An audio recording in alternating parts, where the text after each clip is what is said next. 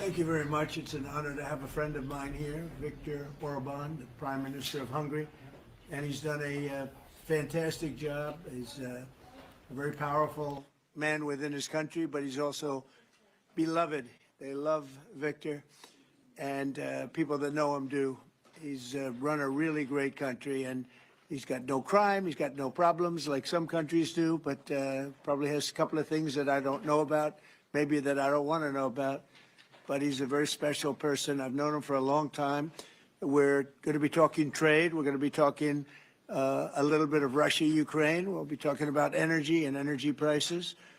We have energy down to a pretty low point right now in the United States. We're drilling, drill baby drill, we call it. But energy costs are very low. Our general costs are very low. And I just saw that Walmart came out with a statement last night. They've done it for many years, that Thanksgiving this year will cost 25% less than Thanksgiving last year under Sleepy Joe Biden. So that's a big difference. That's a big difference. 25% less Thanksgiving. And I think that's a very good chart. They include everything that you need for Thanksgiving. So it's 25% less this year than it was last year. And that's true. That's emblematic of the rest of prices. Energy prices are way down from what they were last year. Inflation is almost non-existent. We have inflation down to a very low number, whereas Biden, as you know, is the worst inflation in the history of our country. So we're doing very well. We have a shutdown, as you probably know, because the Democrats have gone. They're crazy. They're crazy. But they don't care if they hurt the country. But we've approved it 14 times. We've approved a opening up 14 times, and they keep rejecting it. And I guess maybe they will again. Let's see what happens. They want to have a lot of bad things happen, bad things for our country. We're not going to give $1.5 trillion to people that came into our country illegally. We're not going to do it. To people came from prisons. They came from mental institutions, drug dealers. They want to give them medical care. $1.5 trillion. And we're not going to do other things that they're requesting also. So I just want to welcome this really good person. I know him very well. He's a good person, and he's a great leader, and he's loved in his country. And Viktor, would you like to say a few words? Thank you very much, President. Thank you. First of all, may I say that thank you very much for the invitation. It's good to see you, President, back to the White House, and good to be back after 6 years, anyway, again, to see you here, as we have met last time. The reason why we are here to open a new chapter between the bilateral relation of the United States and Hungary, basically because during the Democrat administration, everything was ruined. So after your leaving president, everything was basically blocked, ruined, cancelled, a lot of harm done by the previous administration. In the last 10 months, President, what you have done, we are very much grateful for that. You restored the old level of the relationship. You improved the bilateral relation. You repaired what was done badly by the previous administration. So now we are in quite a good position to open up a new chapter, let's say a golden age between the United States and Hungary, and we have plenty of suggestions for today: economic cooperation, military cooperation, and political cooperation. And the main issue, probably, President, you know we are neighboring Ukraine, which is in war. It's the most important issue for us, and we would like to discuss with you how we can contribute to help you in your peace efforts. And you've taken a lot of Ukrainians that needed your help, and you've taken a lot of them in your country, and everybody appreciates that. Thank you very much. We do our best. Thank you very much. Any questions, please? Go ahead. Thank you, Mr. President. Mr. Orban has requested an exemption as it relates to oil that is coming from Russia. Is that something that you are prepared to do? And may I ask Mr. Orban a question in regards to that very issue? Sure. We're looking at it because it's very difficult for him to get the oil and gas from other areas. As you know, they don't have the advantage of having sea. It's a great country. It's a big country, but they don't have sea. They don't have the ports. And so they have a difficult problem. There's another country that has that same problem, by the way. But when you look at what's happened with Europe, many of those countries, they don't have those problems, and they buy a lot of oil and gas from Russia. And as they know, I'm very disturbed by that because we're helping them and they're going and buying oil and gas from Russia. So that question could be really asked maybe more accurately if you talked about many European countries, not Hungary necessarily, because Hungary is in a different position, but many European countries are buying oil and gas from Russia, and they have been for years. And I say, what's that all about, right? Thank you. Yeah. So that will be one of the issues for Yeah. today, to explain clearly what would be the consequences for the Hungarian people and for the Hungarian economy not to get oil and gas from Russia, because we are supplied by pipelines. Pipeline is not an ideological or political issue, it's a physical reality, because we don't have port, exactly as the President explained to you. So we will negotiate on that point. It's vital for us anyway. Mr. Orban, there are two pipelines, as I understand it. There's a pipeline from Ukraine and there's a pipeline from Croatia. And my understanding is that the pipeline from Croatia can provide all of Hungary's energy needs. As a result, why would you need an exemption if that's the case? So when we discuss that issue, you should separate the gas and the oil. On the gas issue, which is very important for us, 90% of the Hungarian households based on heating system based on gas. So we have only one pipeline delivering gas to Hungary, which is the main pipeline, the Turkish one. What we got from Croatia is a very small volume supplementary gas pipeline. Okay, that's gas. Oil is another issue. So oil is coming from the Druzhba pipeline, which is the main supply, and that is a Croatian one, which is the secondary and supplementary pipeline. We would like to convince the Croatian government to enlarge it and make it possible to deliver more. Under these circumstances, it cannot be the main pipeline. It's just supplementary. But later on, with some big investments, it could serve better the interest of Hungary. Yes, please go ahead. Thank you. Many people see this meeting not just as an encounter between two countries, but as the symbol of the strengthening of a new conservative Europe alliance. Would you agree with that interpretation? And how do you see the future of Europe in the light of leaders like Viktor Orban stand up to Brussels bureaucracy and the globalist agenda? Are you from Hungary? Yes, I am. I figured. The fact is that he's a great leader, and he's respected all over, not necessarily liked by some of the leaders, but, you know, those leaders have proven to be wrong. If you look at his stance on immigration and other things, you know, if you look at Europe, they've made tremendous mistakes on immigration. It's really hurting them very badly. He has not made a mistake on immigration. So he's respected by everybody. He's liked by some. And I can tell you, I like and respect. I'm a double. I like and respect him. And that's the way Hungary is being led. They're being led properly. And that's why he's going to be very successful in his upcoming election. May I have a comment Please. on that? You know, language is important because the Anglo-Saxon terminology is different from the European one. So to use categories can create some misunderstanding. So I would like to be clear as much as we can. We are the only government in Europe which consider itself as a modern Christian government. All the other governments in Europe are basically liberal leftist governments. So we try to do something from 2010 which is different from what the others are doing, even at the philosophical level and at the level of practice as well, as just the President described it, like migration. So we are kind of a special island of difference in a liberal ocean in Europe, and we consider ourselves as a modern Christian government. That's the proper category to describe what we are doing. To both of you. We're talking, but we'll report on that later. Meetings with Putin. We were talking about that with Viktor. He understands Putin and knows him very well. And I feel that, I mean, I'm going to let you say what you think, but I think that Viktor feels we're going to get that war ended in the not too distant future. Viktor, do you want to talk about that? I'm strongly convinced. So the question is whether we Westerners are unified or not.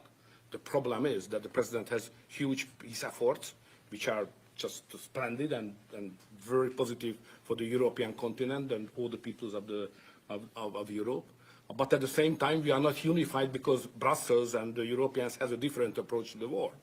So the only pro-peace government is the United States government and the small Hungary in Europe anyway. All the other governments prefer to continue the war because many of them think that Ukraine can win on the front line, which is a misunderstanding of the situation. So it's a complicated issue. We will discuss it. It requests not just 2 minutes to respond to your question, but rather than our lecture. Sorry, not to continue more than that. To both of you. To both of you. So you would say that That Ukraine cannot win that war? You know, miracle can happen.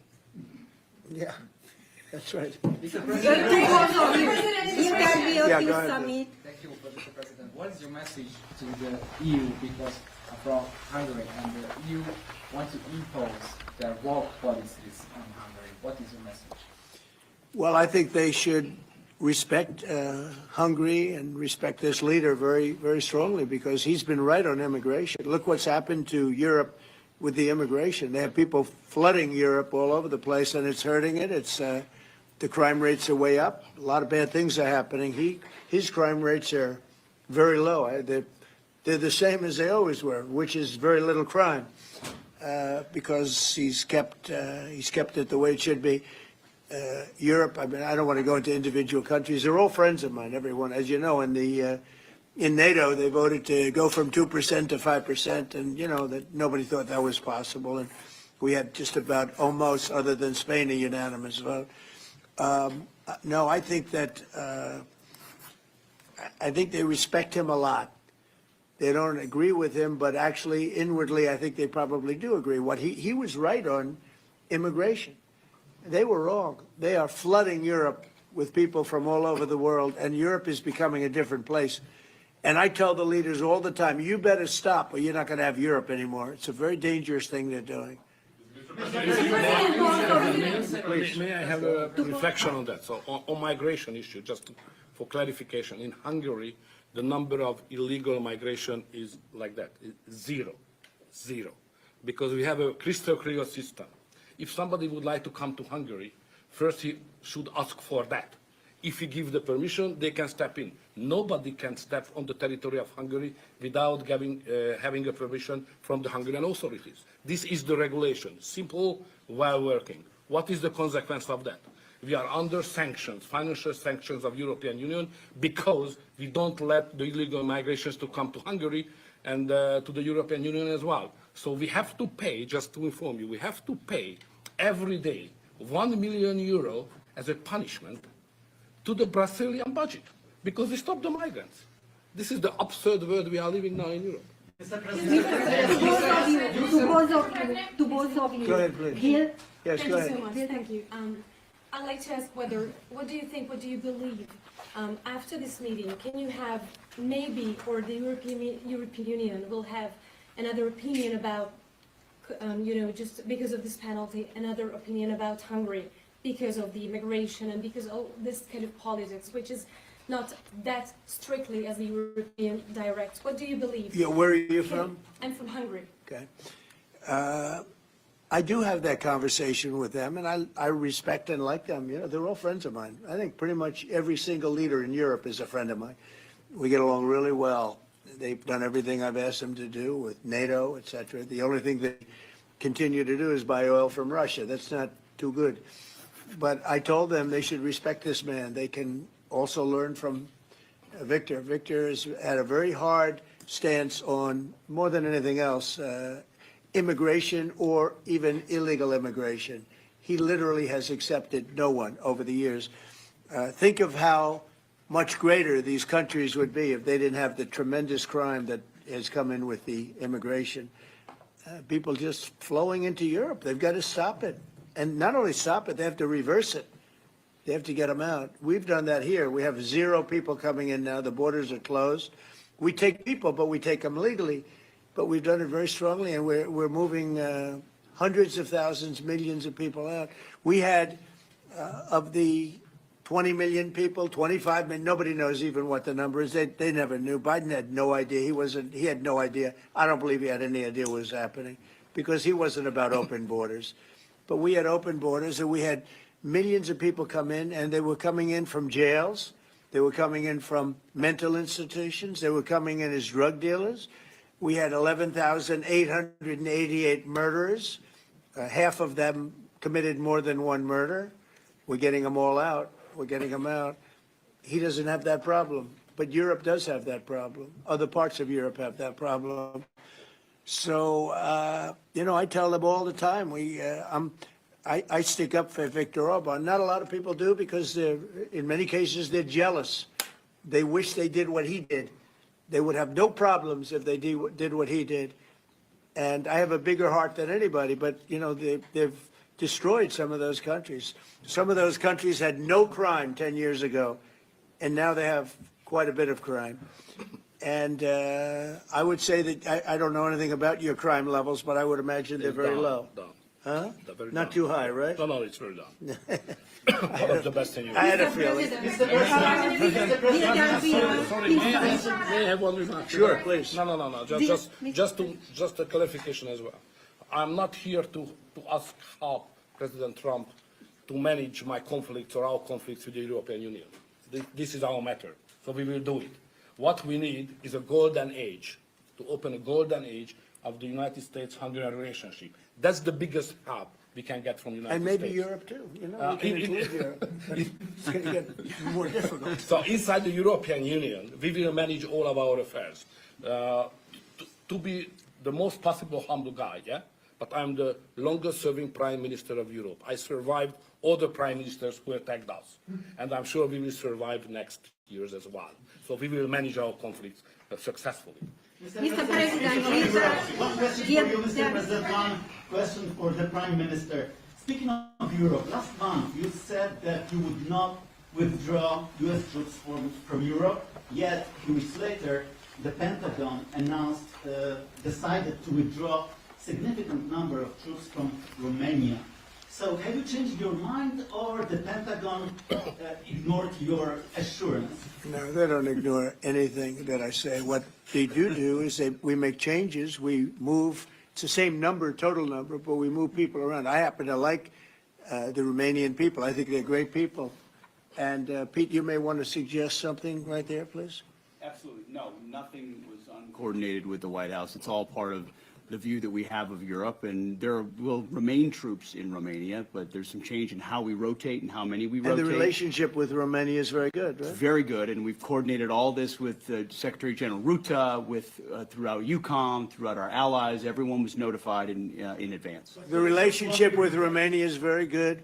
The relationship with Europe is very good. I disagree with what Europe is doing, having to do with immigration, but I agree with them on many other subjects. We just signed the biggest trade deal ever made with Europe, $950 billion. We were able to do it because of tariffs. It was a deal that was good, very good, but we had a very unfair deal. We were treated very badly before I came into office, but we just signed it. It's the single biggest trade deal ever signed. So we have a very good relationship with Europe. Yeah. What is the main dispute with the Russians which prevent the Budapest summit with Putin from The basic dispute is they just don't want to stop yet. And I think they will. I think it's taken a big toll on Russia, big toll on both countries, obviously, but it's taken a big toll. They're losing 7,000 soldiers a week. That's a big toll. And between the two of them, divided, with Russia losing more soldiers, actually, but they're both losing a lot of people. And that's the primary thing that, with me, it's not economic, it's not money. In fact, we don't spend any money. We send it to NATO. They pay us for our missiles and for our military and everything else. It's not a question of money. It was with Biden. He spent $350 billion. He got nothing for it. The war would have never happened. If I were president, the war would have never happened. I think you would agree with that. This war would never have happened if I were president. It's stupid that it happened. But it did happen. I inherited the war, and I think we're going to get it ended. Not too distant future. Yes, please.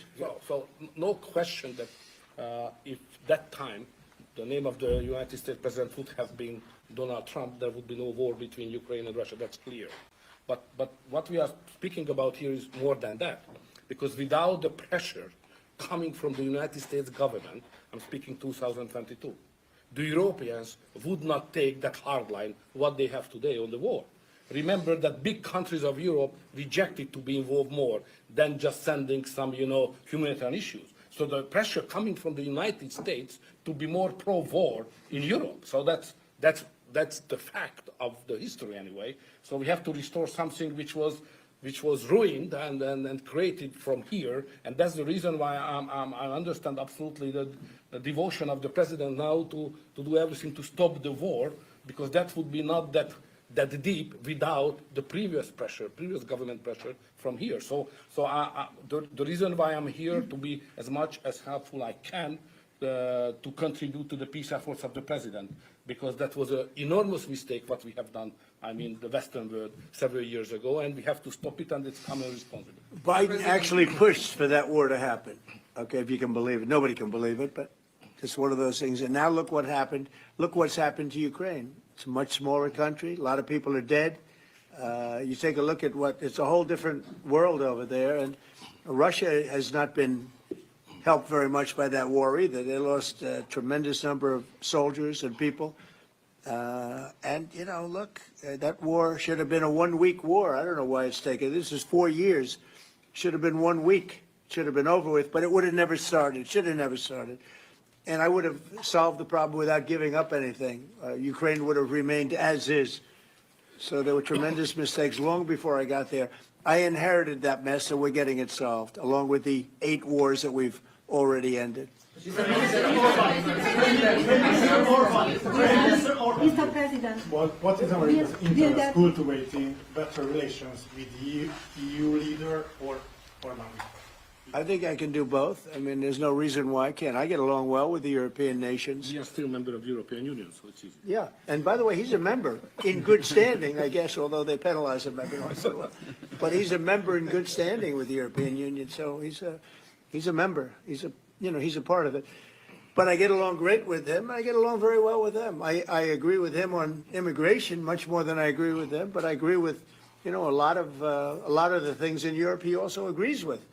But he had a difference, I would say, primarily on immigration more than anything else. And I happen to think he was right, because their whole fabric has changed. You go to some of the countries, they're unrecognizable now because of what they've done. And Hungary is very recognizable. Yes, ma'am. Mr. President, yes, Mr. President, will there be a peaceful meeting in Budapest still this year? What do you think? You mean a meeting with President Putin? You mean in Hungary? Well, I'd like to keep it in Hungary, in Budapest. That meeting, it turned out I didn't want to do that meeting because I didn't think anything was going to be happening of significance. But if we have it, I'd like to do it in Budapest. Yeah, it'd be good. Mr. President, you said many times to support Viktor Orban. Why is it important to win the next election, for example, for the United States, Hungary, and also Europe? Why is it important? Well, I don't know his opponent. I don't know if he has an opponent yet. At some point he will, I guess. We always have opponents, always. right? Not much of an opponent. But I'll be supportive of him. He's done a fantastic job. We've had a great relationship. The United States, look, we had a country that had no leader. It had an auto pen, illegal auto pen, totally illegal. And that's coming out stronger and stronger. But we had no leader in the United States. Hungary, as an example, had no relationship with the United States, even though we do, billions of dollars in trade with Hungary. Hungary's a big country economically. We do, billions of dollars in trade with Hungary. Why would they give that up? And they gave up so much else. Look, they gave up everything. This country was poorly run. I think if I didn't win the election, we might not have a country, if you want to know the truth, not a recognizable country. But our relationship was immediately good as soon as I won the election, because Viktor's one of the people that's highly respected, and we had a great relationship with Hungary. We do again. That was an easy one. Yeah. Do you and Prime Minister Orban agree on ways to put pressure on President Putin to come to the negotiating table to end the war in Ukraine? I think we agree that the war is going to end. Sometimes people have to fight it out a little bit longer, but I think we agree that the war is going to end in the not too distant future. You want to talk about that, Viktor? I have some ideas, and I will I will present it to the president. How to stop it. Mr. Prime Minister, Mr. President, since you brought up the Walmart Thanksgiving meal, Yeah. and it is cheaper, but it also contains less. As affordability Well, I haven't heard continues to that. be an You're telling me. issue- Who are you with? Who are you with? I'm with NBC News, sir. Fake news. NBC. You're fake news. What a NBC's gone down the tubes along with most of the rest of them. If I ask, why do you think there's such a disconnect between the economy that you're describing day to day and the way many Americans say they're feeling and they're concerned about? Well, they feel better about our country right now, other than the shutdown, obviously, which is caused by the Democrats, could be ended by the Democrats in 2 minutes. They feel much better. We have more jobs. We just set a record on jobs. You do know that. We have more investment in our country than any country in history. We're over $18 trillion as of this moment, and we're going to be maybe at 20 or 21 trillion by the time I finish up my first year. And there's been no country, China, no country in the world that's done anywhere even close to that number. Your friend Biden, as an example, in 4 years was less than $1 trillion. We'll be at 21 trillion in 1 year. So there's no country that was even close to that, and our country was a laughing stock all over the world. We have more jobs, we have more potential than any other country, and frankly, we're the hottest country right now. Victor said to me before, we're the hottest country anywhere in the world. Think of it. We'll have $21 trillion invested. We have auto plants pouring back in. We have AI pouring back in. We're leading China in AI by a lot. We're leading everybody in every category. There's no category that we're in second place.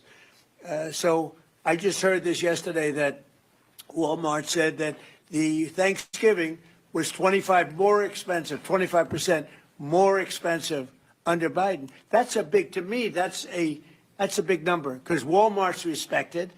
I mean, Walmart is Walmart, and, you know, they're giving you prices. So that would mean that the whole series of pricing and costs, you know, the groceries and everything else, it was a con job. It was a con job. Affordability, they call it, was a con job by the Democrats. The Democrats are good at a few things: cheating on elections and conning people with facts that aren't true. It was 25%. Walmart just announced it 2 days ago. 25% cheaper this year will be to have Thanksgiving than it was a year ago under Sleepy Joe Biden. You say affordability is a con job, as you put it. Say it. You said affordability was a Yeah. con job, and you didn't want to. You said last night you didn't want to talk about affordability. I talk about it. When did I not want to talk about it? I talk about it all the time. We are much better than Biden and all of them. Now, just so you understand, do you remember that the Biden administration had the highest inflation in 48 years, but most people say ever recorded? Do you remember that? Right? Do you remember it? Did they have the highest inflation in 48 years? Did they? Just answer me the question. You know the answer. The answer is yes. They had the worst inflation in 48 years. We have almost no inflation. We're down now to 2%, and we'll be at maybe 1%. You want to always stay above 1%, actually. You want a little tiny bit of inflation. We're at a perfect number. They were at the highest level in recorded history, okay? And when you talk about affordability, that one fact. Now, let's talk about the second biggest subject after inflation, energy. We're going to be at $2 gasoline. We're going to be approximately $2 very soon. We're a little bit above $2 right now for gasoline. Now, under Biden, it was $4.50. It even hit $5, but it was $4, $3.50. We're going to be at $2 a gallon. So gasoline's much less. Energy costs are less. When you have energy and when you have gasoline less, everything else follows. It's such a big category. So when you have lower energy prices, which I think you admit we do substantially, that means everything else. So we are the victors on affordability. But if I watched that election, which I was not much involved in, I didn't support Virginia, the candidate, didn't do a lot of support for the other candidates.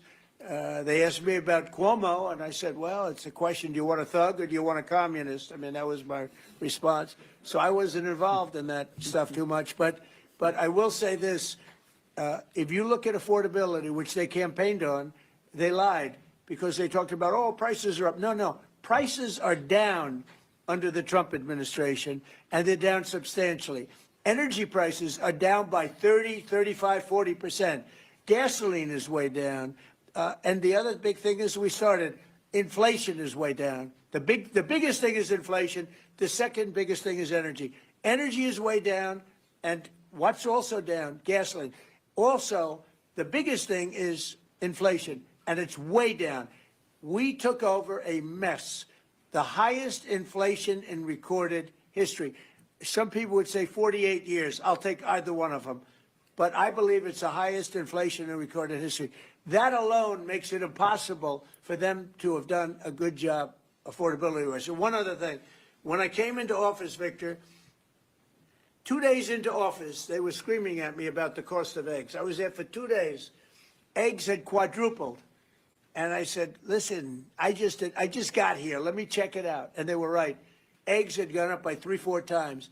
Within a period of a few months, we had eggs down to a normal cost. We did a great job on groceries and affordability. The only problem is the fake news. You people don't want to report it. And in fact, I'd like to ask Caroline. Where's Caroline? I'd like to ask Caroline a question. Where is she? Did she? Uh-oh. She deserted us. She deserted me. Our great Caroline superstar deserted me. Anyway, she's right outside. She was going to talk about, because the fake news yesterday, they talked about that. They said, oh, I don't want to talk about affordability. The reason I don't want to talk about affordability is because everybody knows that it's far less expensive under Trump than it was under sleepy Joe Biden. And the prices are way down. Caroline? Yes, sir. Could you discuss that question that was asked, and how it was asked in such a fake, disgusting manner by the fake news? Yeah, and I just saw it asked again here, and it's very unfortunate that the reporters in this room refuse to address, sir, what you just said, which is that you inherited the worst inflation crisis in modern American history, and you are fixing it in 10 short months. And your entire administration has been tasked with this effort, from Treasury Department to Agriculture Department to the National Economic Council right here at the White House. They are slashing regulation. He signed the largest middle-class tax cut in 6 months. In 6 months, in record time, bringing more money back into your strategic pockets. So affordability is what the American people elected this president to do, and he is doing it, and you guys refuse to cover it.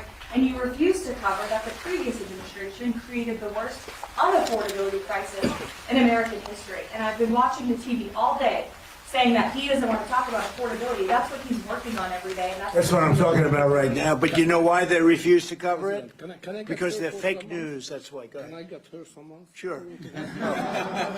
Caroline, the Prime Minister would like you to work for him in Hungary. Please consider. You know what? That's a very good decision you just made. Please don't leave us, Caroline. Yeah, please. You spoke to Republican senators. They do not seem interested right now in getting rid of the filibuster. That's too bad. They're making a big mistake. That's right. No, but they're coming my way. You're right. Wait a minute. The way to do it for the Republicans is to terminate the filibuster. They call it the nuclear option. This is the second form of nuclear. Very good. Very good. This is a good form. This is not a bad form.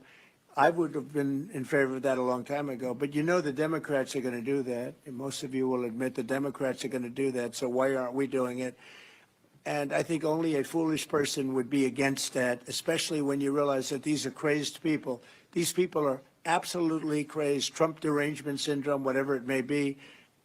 And I am totally in favor of terminating the filibuster, and we would be back to work within 10 minutes after that vote took place, and lots of other good things would happen.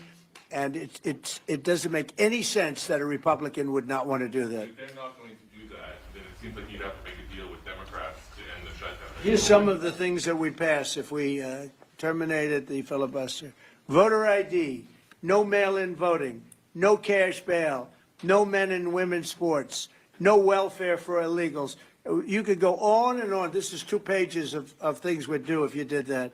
Without it, I don't know that you passed anything, because you can't deal with them. They're really irrational. They really are. But I was happy to see that a tremendous liability to this country, a woman that made herself rich in this country, Nancy Pelosi, has quit, and she'll be out of here pretty soon. And that I could consider that to be a great asset for America, getting her out. Yeah, please go. Are you really going to deal with Democrats? You're not interested in the deal? I don't know. We'll see what they have. I mean, we'll see. But they're very destructive for the country. NBC, fake news. I'm not taking you. Go ahead. Mr. President, are you worried about it backfiring in the future on Republicans? Should they get rid of the filibuster and then down the road? Well, normally I would say, well, a little bit, but the reason that I'm not is because if they ever took over power, they'll do it. Look, Joe Manchin and Sinema are two people that are no longer in politics because of this issue. They were opposed to what the Democrats wanted to do. They wanted to terminate the filibuster. They were opposed to it. They're no longer in politics. They're gone. The Democrats will do this. So if the Democrats are going to do it, I'm saying Republicans should do it before they get a chance. It's very simple. And if we do it, we will never lose the midterms and we will never lose the general election because we will have produced so many different things for our people, for the country, that it would be impossible to lose an election. AI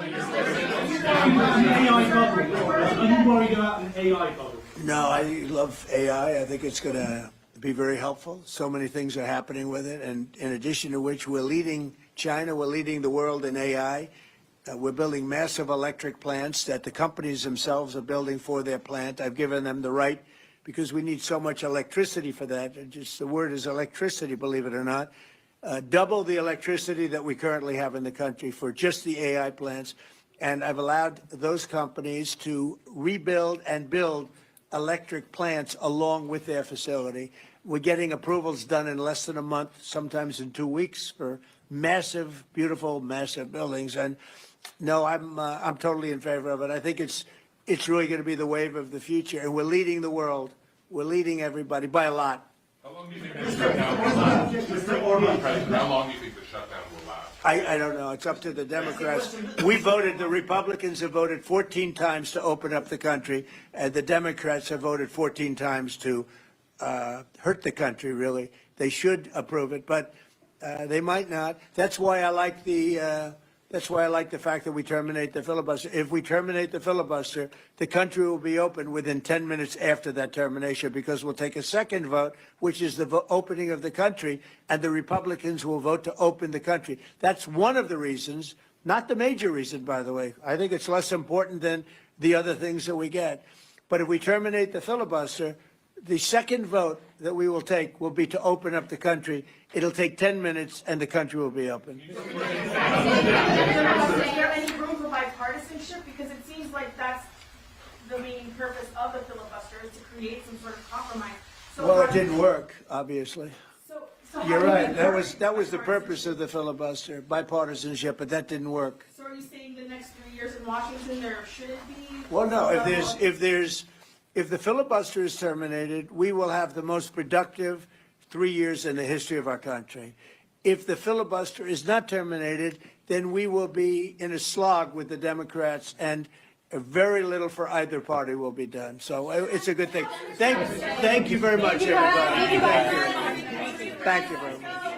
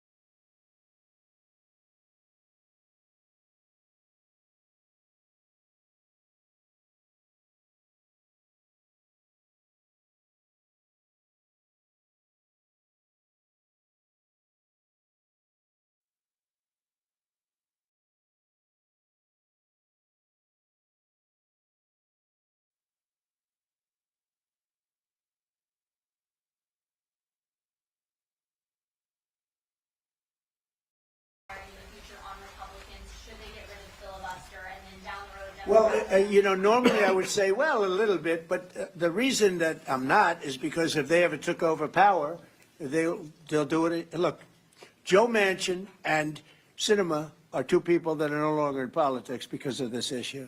They were opposed to what the Democrats wanted to do. They wanted to terminate the filibuster. They were opposed to it.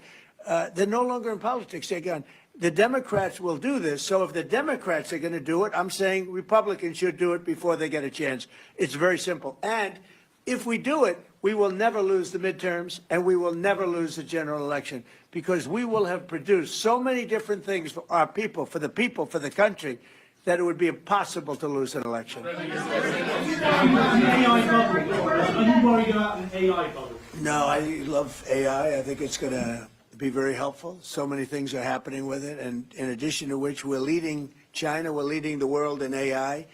We're building massive electric plants that the companies themselves are building for their plant. I've given them the right because we need so much electricity for that. Just the word is electricity, believe it or not. Double the electricity that we currently have in the country for just the AI plants. And I've allowed those companies to rebuild and build electric plants along with their facility. We're getting approvals done in less than a month, sometimes in 2 weeks for massive, beautiful, massive buildings. And no, I'm totally in favor of it. I think it's really going to be the wave of the future. And we're leading the world. We're leading everybody by a lot. How long do you think the shutdown will last? Mr. Orban, President, how long do you think the shutdown will last? I don't know. It's up to the Democrats. We voted, the Republicans have voted 14 times to open up the country, and the Democrats have voted 14 times to hurt the country, really. They should approve it, but they might not. That's why I like the fact that we terminate the filibuster. If we terminate the filibuster, the country will be open within 10 minutes after that termination because we'll take a second vote, which is the opening of the country, and the Republicans will vote to open the country. That's one of the reasons, not the major reason, by the way. I think it's less important than the other things that we get. But if we terminate the filibuster, the second vote that we will take will be to open up the country. It'll take 10 minutes and the country will be open. Is there